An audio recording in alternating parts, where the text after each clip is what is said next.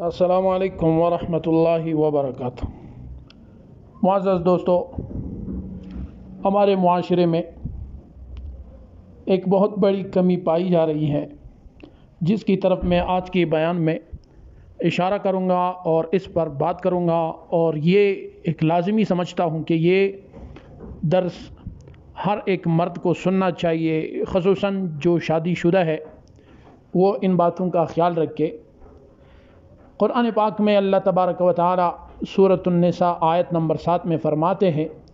کہ وَعَاشِرُوهُنَّ بِالْمَعْرُوفِ، کہ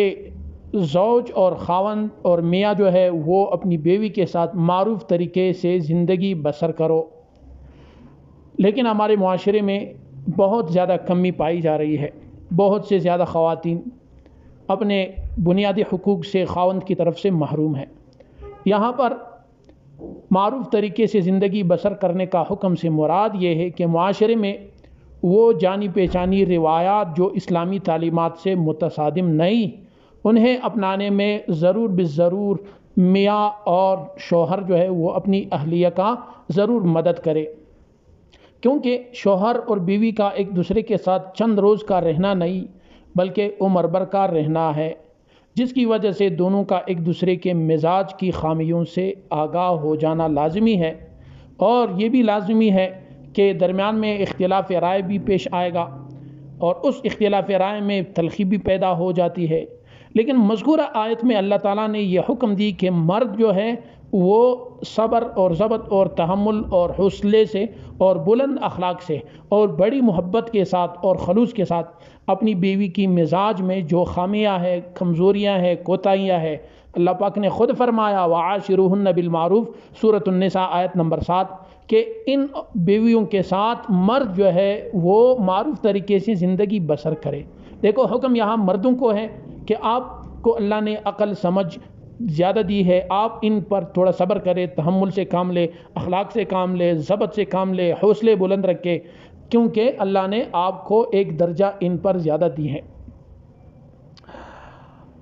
اور اسی طرح جناب نبی کریم صلی اللہ علیہ وسلم نے فرمایا کہ اِنَّكَ لَن تُنْفِقْ نَفَقَةً تَبْتَغِي بِهَا وَجْهَ اللَّهِ إِلَّا أُجِرْتَ عَلَيْهَا حَتَّى مَا تَجْعَلَ فِي فَمِّ امْرَأَتِكَ، رواہ البخاری کتاب الایمان۔ آپ صلی اللہ علیہ وسلم نے فرمایا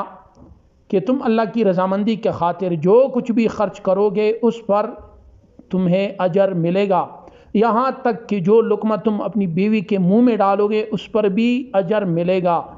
تو سمجھو کہ آپ اپنی بیوی کے ساتھ جتنا حسن سلوک رکھیں گے اس پر اللہ آپ کو ضرور اجر دیں گے، اور اس کی کمزوریوں پر، غلطیوں پر، اس کی لغزشوں پر آپ جس صبر، تحمل، برداشت کے ساتھ، حوصلے کے ساتھ، حسن اخلاق کے ساتھ زندگی گزاریں گے، ہر ایک پر اللہ آپ کو بہت بڑی اجر عطا فرمائیں گے۔ دیکھو، حدیث میں نے آپ کے سامنے پڑھی الا اجرت علیہا، مگر تمہیں اس پر اجر ملے گا۔ تو اس لیے جتنا بہترین زندگی گزار سکتے ہو گزار لو۔ آپ صلی اللہ علیہ وسلم نے اپنی عمل سے بھی، اپنے اقوال سے بھی یہ ثابت کر دیا۔ ایک حدیث میں ہے صحیح مسلم،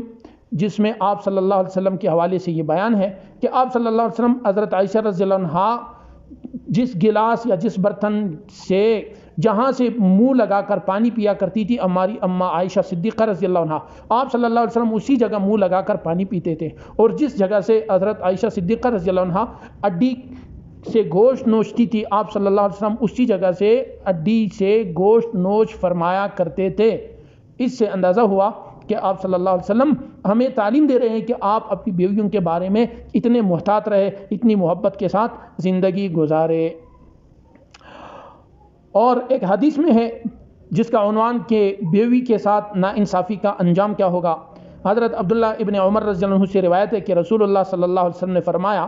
کفا اثمن ان یحبس عمن یملک قوتا، کہ آدمی کو ہلاک کرنے کے لیے بس اتنا کافی ہے کہ جس کا خرچ، کھانا پینا ذمہ داری اس کے ذمے ہے، اس کا خرچ اسے نہ دے۔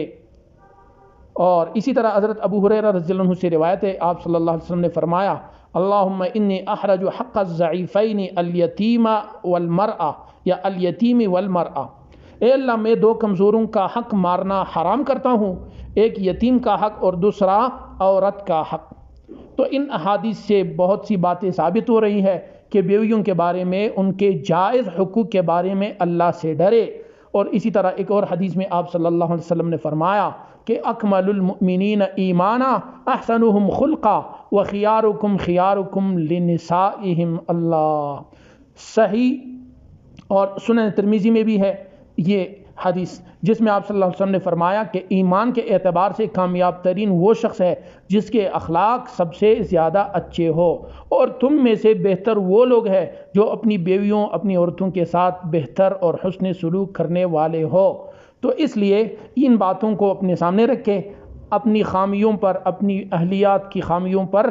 درگزر فرمائے۔ اگر وہ شریعت کے حوالے سے نہ ہو، بے پردگی کے حوالے سے نہ ہو، بے حیائی کے حوالے سے نہ ہو، تو اس پر آپ درگزر کرے، صبر سے کام لے، تحمل سے کام لے۔ لیکن اگر وہ دین کے حوالے سے ہو، بے پردگی کے حوالے سے ہو، تو اس کے حوالے سے بھی ایک حدیث سنیے، اللہ پاک ہم سب کی حفاظت فرمائے۔ حضرت عبداللہ ابن عمر رضی اللہ عنہ سے روایت ہے کہ جس میں آپ صلی اللہ علیہ وسلم نے فرمایا کہ ثلاثۃ لا يدخلون الجنۃ العاق لوالدیہ والدیوث ورجلۃ النساء، کہ 3 آدمی جنت میں داخل نہیں ہوں گے۔ نمبر 1 والدین کا نافرمان، نمبر 2 دیوس، نمبر 3 عورتوں کی مشابہت کرنے والا، اختیار کرنے والا مرد۔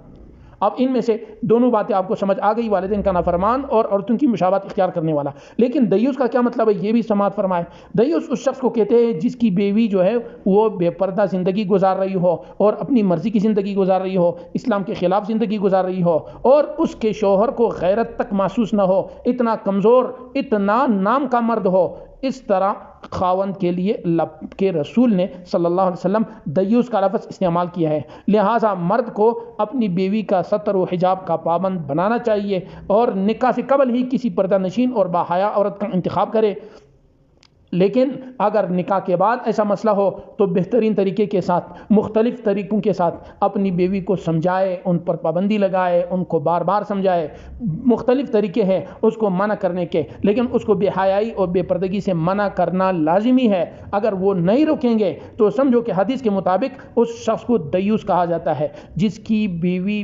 باپردہ زندگی نہیں گزار رہی، بے حیائی پھیلا رہی ہے، بے پردہ بازاروں میں پھر رہی ہے، اور اس کے شوہر کو ذرہ بھی غیرت نہیں آ رہی، تو اس کے لیے یہ نام ہے۔ اللہ تبارک و تعالی ہم سب کو ان باتوں پر عمل کی توفیق عطا فرمائے۔ دیکھیں ہمارے معاشرے میں کوتاہیاں دونوں طرف سے ہیں، مرد کی طرف سے بھی ہے، عورت کی طرف سے بھی ہے، میاں کی طرف سے بھی ہے، بیوی کی طرف سے بھی ہے۔ لیکن میں چاہتا ہوں کہ ہر ایک اپنی ذمہ داری کو پہچان لے اور ہر ایک اپنی ذمہ داری پوری کر لے۔ ایسا نہ ہو قیامت کے دن میاں جو ہے وہ بیوی کے حقوق میں گرفتار ہو اور بیوی جو ہے وہ میاں کے حقوق میں گرفتار ہو۔ اللہ پاک ہم سب کی حفاظت فرمائے۔ اللہ پاک ہمیں ایک دوسرے کے حقوق کو ادا کرنے کی مکمل توفیق عطا فرمائے۔ السلام علیکم ورحمۃ اللہ۔